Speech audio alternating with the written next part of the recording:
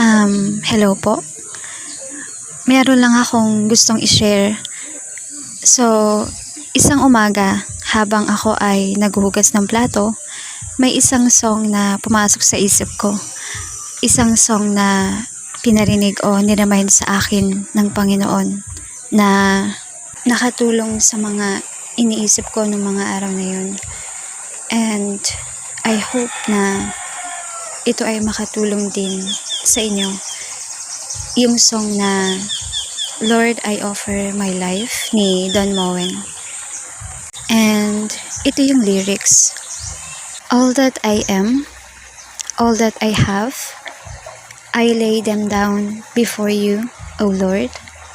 All my regrets, all my acclaims, the joy and the pain, I'm making them yours.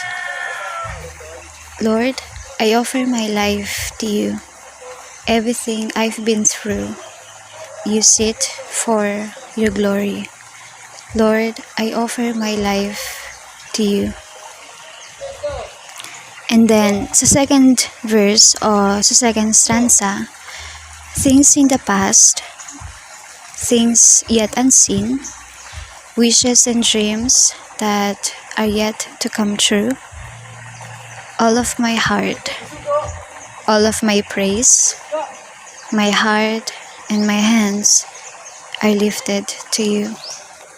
And then sa bridge or sa last part, what can we give that you have not given? And what do we have that is not already yours? All we possess are these lives we're living. That's what we give to you.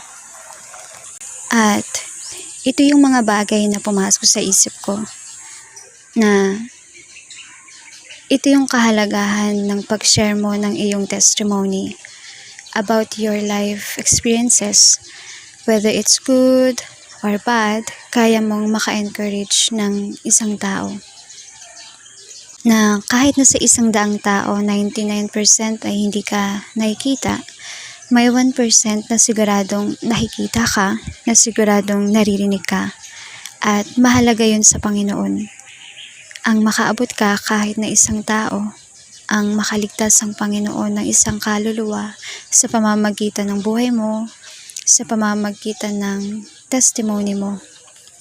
But sometimes, kung ang nangyari sa buhay mo is very traumatic, something na negative, na nagiwan ito sa iyo ng sugat o mga sugat, mga situations na iniwan kang wounded o broken, mga bagay na naranasan mo na ayaw mong malaman ng iba.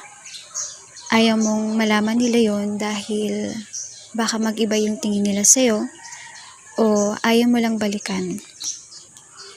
At gusto mo na lang ibaon yun sa limot dahil sa sakit na naidulot nito sa'yo, ayaw mo nang balikan ulit yung pakaramdam at okay lang yun. Lalo na kapag nasa healing journey ka and it's okay. You can take your time para mag-heal. At yung mga ganitong experiences ay mahirap i-share. Napakahirap i-share sa iba. It takes courage.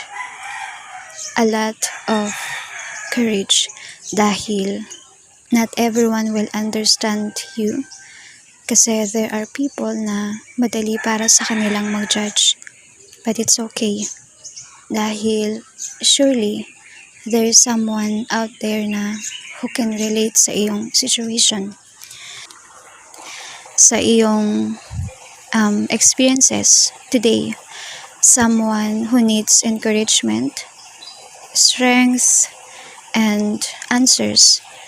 Mga tao na nakaranas o nakakaranas ng pinagdaanan mo at mga tao na hindi na makakaranas ng mga naranasan mo dahil pinili mong marinig ka o marinig nila yung boses mo, ang maintindihan nila ang situation mo na dahil naging matapang ka para na rin sa iyong sarili, marami kang matutulungan na tao.